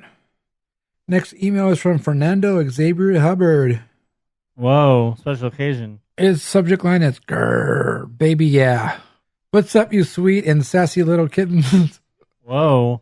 Okay, he says, he goes, "Well, the boys in blue look like zombies today, but it's the best of 7. They're driving me to drink." Yeah, I know what you're saying. Hope you guys are doing well. Had an investigation in downtown LA, and I came across Birdie's Donuts and fried chicken. Whoa. Donut was good. They had an horchata donut, but I didn't have time to grab on a second one. You make time, Fernando. I have to work tomorrow, so I hope I can get down to Trader Sam's sometime this week and get some mugs. Will either of you sexy boys be out there tomorrow? I don't think so. No, probably not. I want to know what other MousePIRE listeners do. We know I'm an insurance investigator. Diggs and Anthony are high-priced table dancers. All other MousePIREs, check in and email what you do outside of the Disney Kingdom. I'm nosy. What can I say? Hope you guys are well and hanging in there. Big shout out to Anthony's fur baby. Miss you guys. Hugs, gags. We really need to hook up soon. Toodles. Oh, this guy has words. Yeah. I was trying to think of something I was trying to think of a comeback on that or something funny to say, but I've got nothing. Well, we don't know Mr. Knight doesn't work on his birthday. Thank you for your email, Fernando. All right, next email is from Giselle the Gazelle. Her subject line is too funny. Hey, brothers. You guys are so funny. I listened to the podcast on the way to work and on the way to school. Fernando Xavier Hubbard with the malafacas. Also, I love the fat time little shirt, fat time little coat. Fat time little coat. Anywho, I went to the park with my cousin on Friday after work, and boy, did it rain on us. You know what? No, I was thinking I was going to go that day. I wasn't going to go that day. I was going to go the next day, but I didn't go. We got there about 5 and parked in downtown Disney, my favorite. No line for security, no line to walk into the park. It was awesome. The very first thing on our list was the Mickey Mummy Macaron. Why does everybody want that crap? Probably because it looks pretty cool. Yeah, I guess That's what I would say. There was a line for this. I only tried the ear for this snack. It was delish. Then I tried the inside. It was okay. I'm not a cookies and cream type of girl, but my cousin loved it. Dang, she sounded like she did the same thing that Mr. Knight did. She says, then we went to have skewers, of course. Those were the bomb as always. We headed toward DCA around 6:30 since they closed at 7 for Mickey's Halloween party. Right as we entered DCA, it started to rain. Not too bad, but it got worse fast. We left the park soon after and were stuck in traffic on the 91 for like an hour and a half. There was an awesome light show on the way back, though, and it was really cool to see. So the answer to Dan's question, I am just your ordinary broke college student.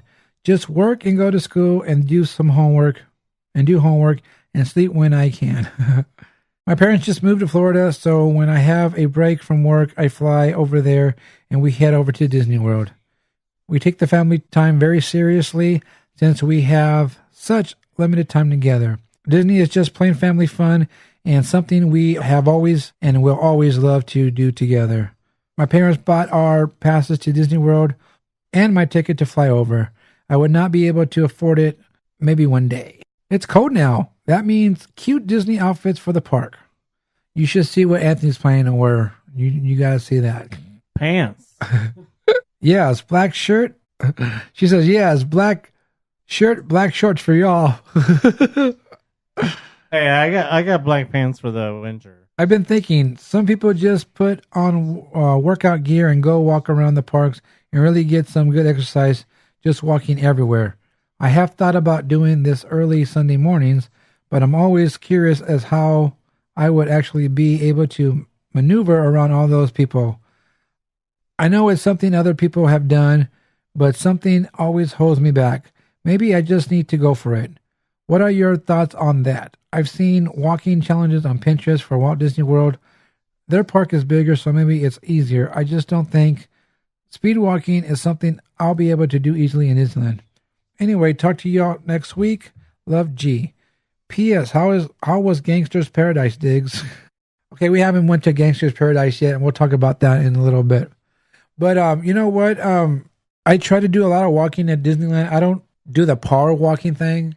I would go there and just have a planned route that I would just walk into the park and stay to like the right side and just, go around Main Street into Tomorrowland, just go around, the Matterhorn, maybe go down to Toontown, come back up, head over to Fantasyland, Teacup area, just go all the way straight through to the Big Thunder Trail, just head all the way over there, and then head over to Critter Country, and then come walking back. And then you go over to the bridge and Pirates and just head over to Adventureland. Then you go walk up to Main Street and then you head over to DCA. Now, I never do any type of power walking. I just walk and just do that. That's probably something that you can go ahead and do. And, that way, if you're not trying to do a power walk, you don't have to worry about, people in front of you. Just take a quick little stroll. I mean, you can walk faster than what you usually do in the parks, but you don't have to do the big power walking thing.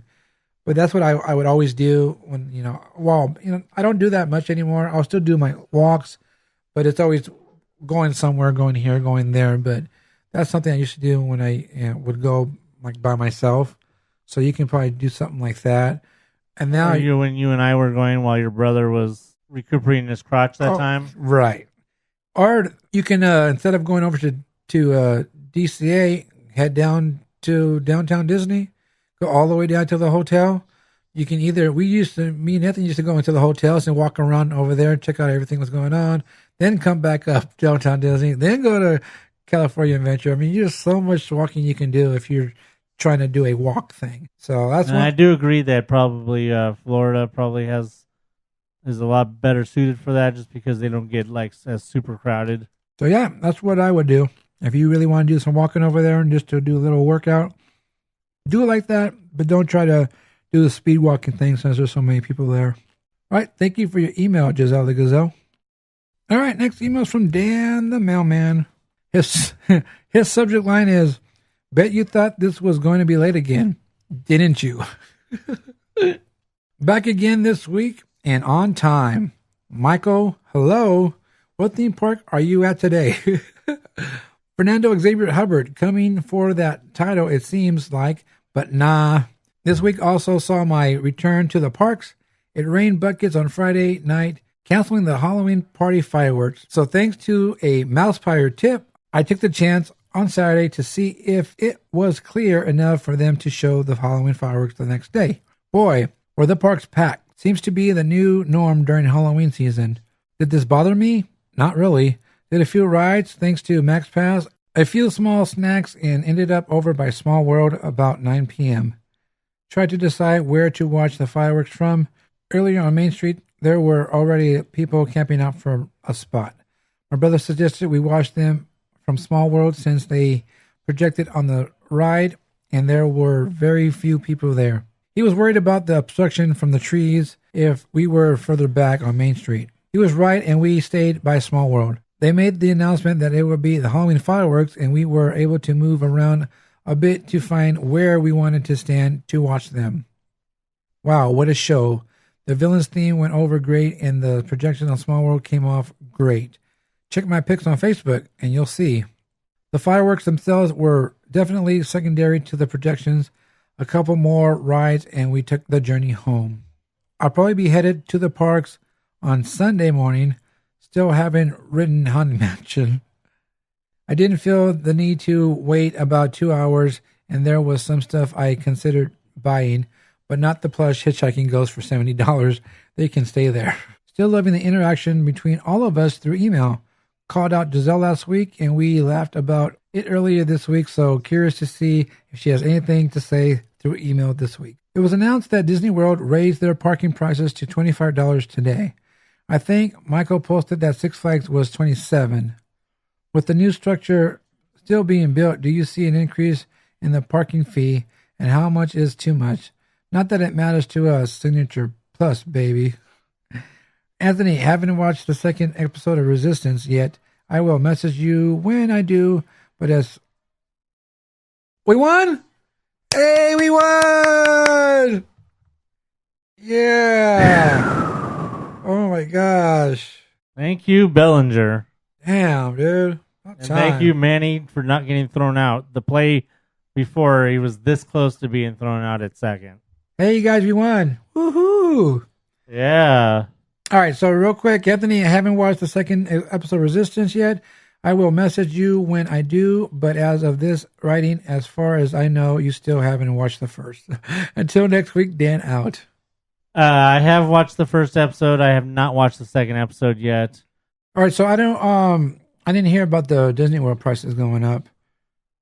Did you hear about that? For parking? Yeah. No, I haven't heard anything about parking prices.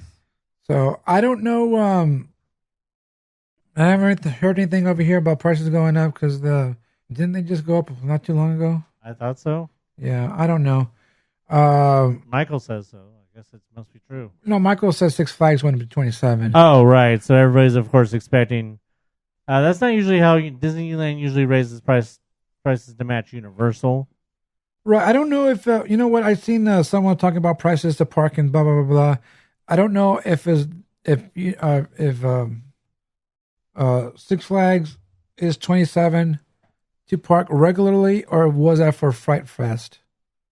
Because he was talking to somebody, and then someone said, "Oh yeah, well it's $35 in Knott's Berry Farm," and I was like, I didn't say nothing, but I was like, well, that's bull, because it's not $35 to park for Halloween Haunt or Knott's Berry Farm, whatever they changed it back to. It's $22.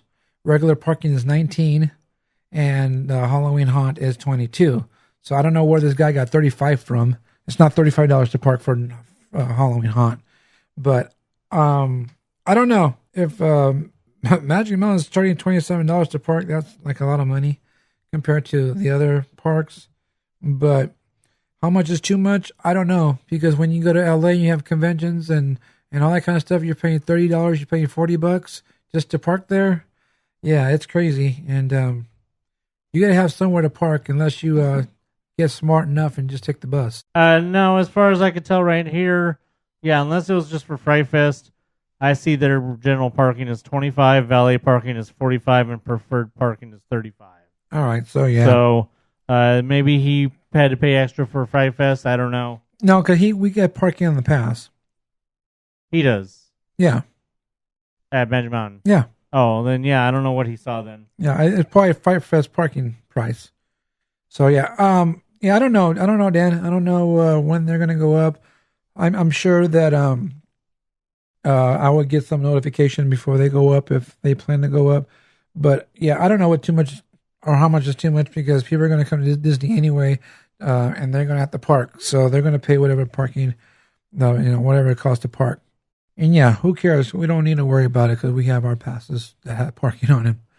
All right, thank you for your email, Dan the Mailman, and hopefully I'll see you soon.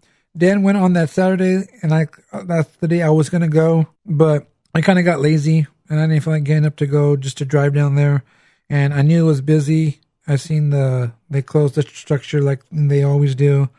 I just know real quick, Universal Studios parking is still also 25. Okay. Until 6 p.m.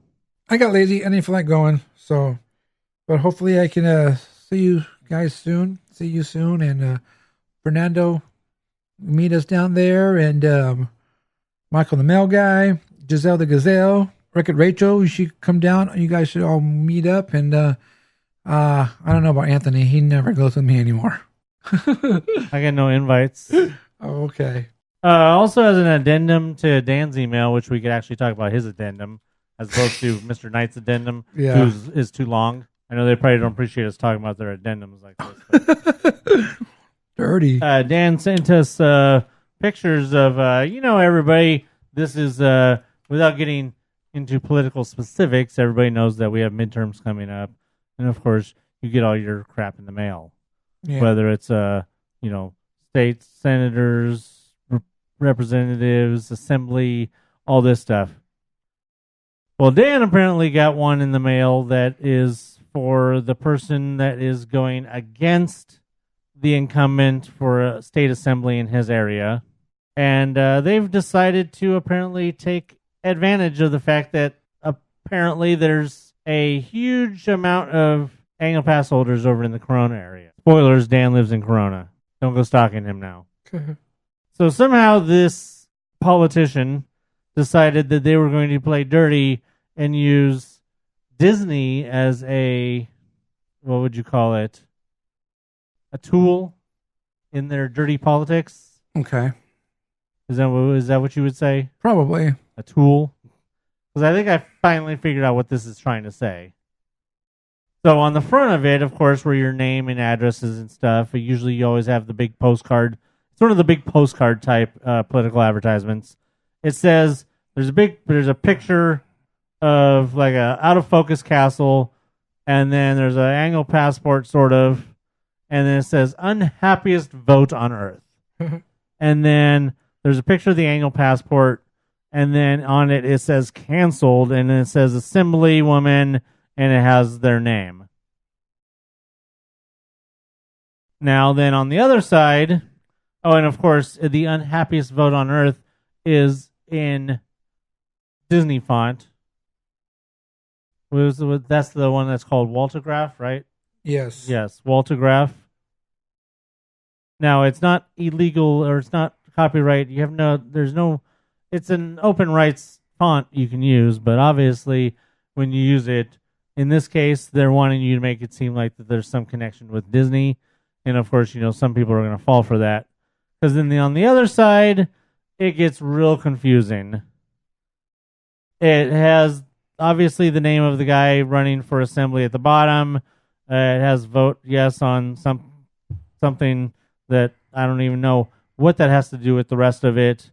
But it says, so-and-so was the deciding vote for the $52 billion gas tax hike.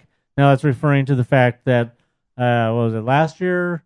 They passed in the state assembly a tax hike for gasoline in California to help pay for, improvements and infrastructure and stuff.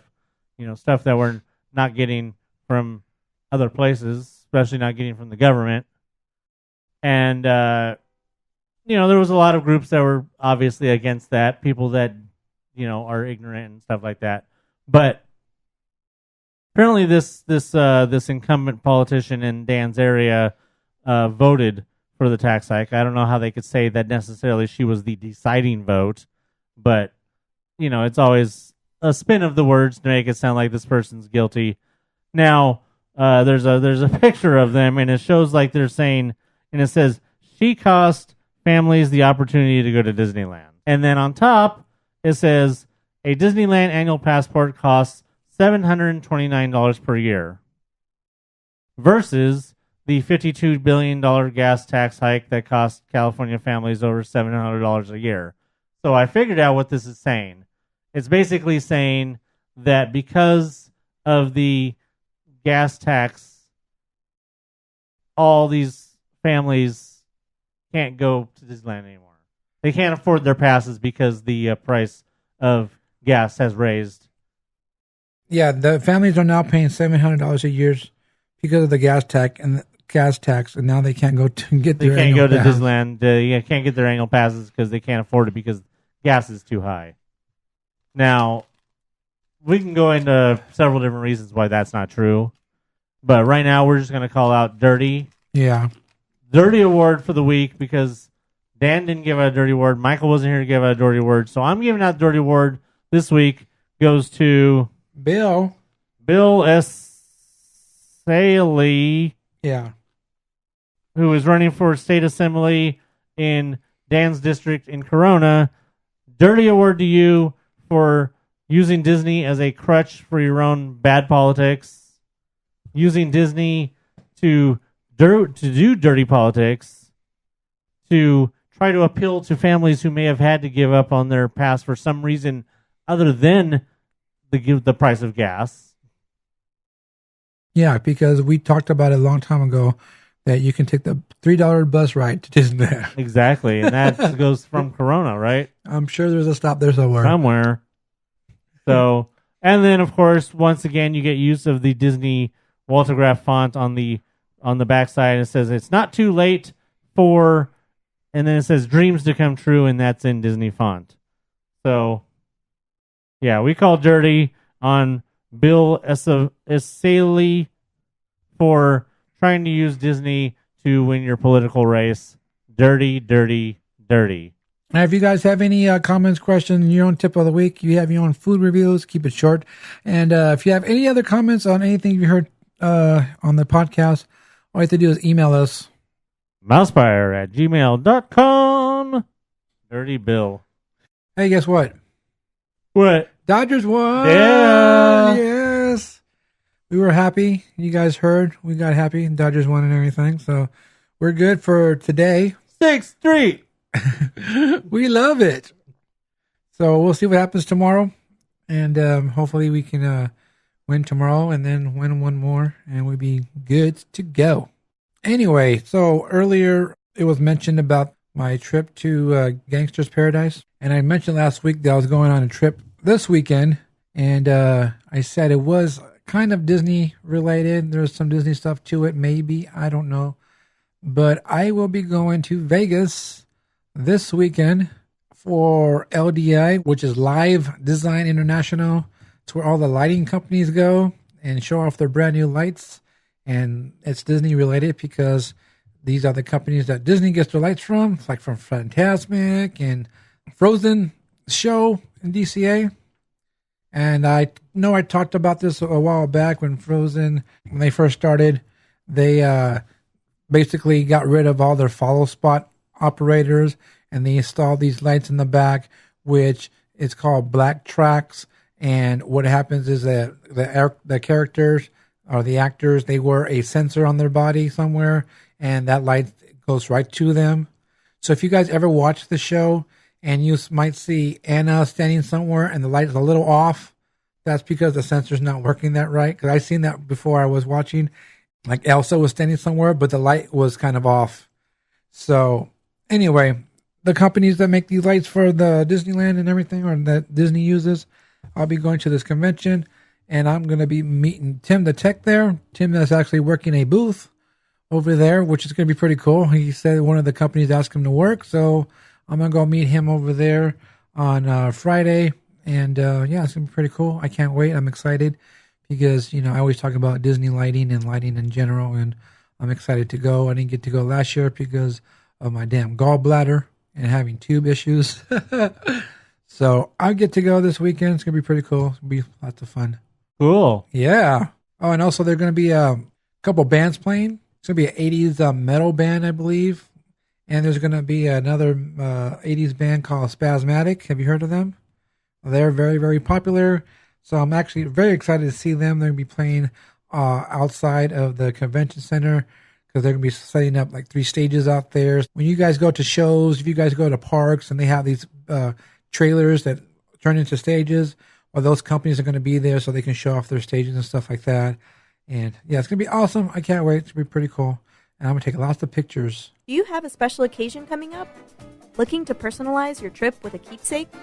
Create customized buttons for birthdays, engagements, family vacations, even bridal parties, or just because.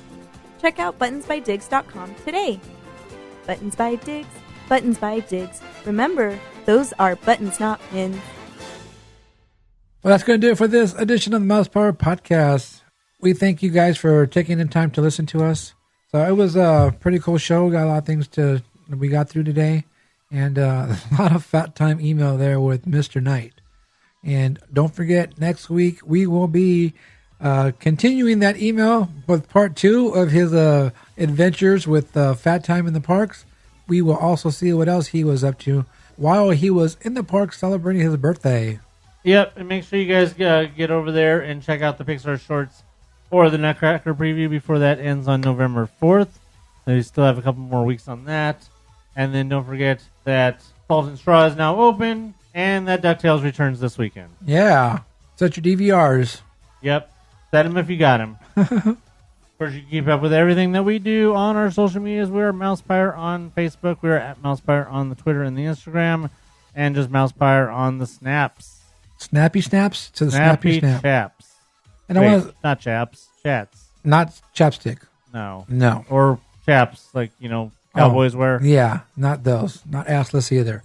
And don't forget, you can follow me on Instagram at Baloo1313. Also follow Buttons by Diggs on Instagram. There you will see your button orders going out. You can head over to dgpclothing.com, get your MousePIRE gear. You can get your annual pass holder stickers, so you don't have to have anyone steal them off your car. Get a sticker. And don't forget to head over to patreon.com/MousePIRE and help support the podcast. Check out Michael the Mug Guy's $3 special. Also, don't forget you can listen to the podcast on YouTube. And I want to say real quick that Tim the Tech has been busy, and hopefully I think he was posting the other 2 episodes up this week or today or something. So don't worry, they will be up soon. And if you guys are listening right now, I appreciate you guys that listen on YouTube, and I apologize that it takes him forever to. Well, I shouldn't say take him forever. He's trying, he's working, and remember, he's under no obligation to be doing that. Exactly, and we appreciate him doing it for us. And so you can check out YouTube, just search MousePIRE Podcast, and you can listen to the podcast there. And until next time, remember, you can't win games if you don't score runs. So for Cody Bellinger, Chuck Wendig, and Will Rowe Hood, I'm Anthony. And I'm Diggs. Bye.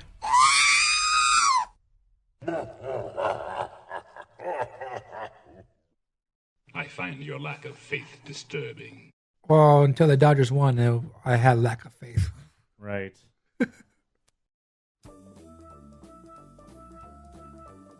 This podcast is intended for entertainment and informational purposes only.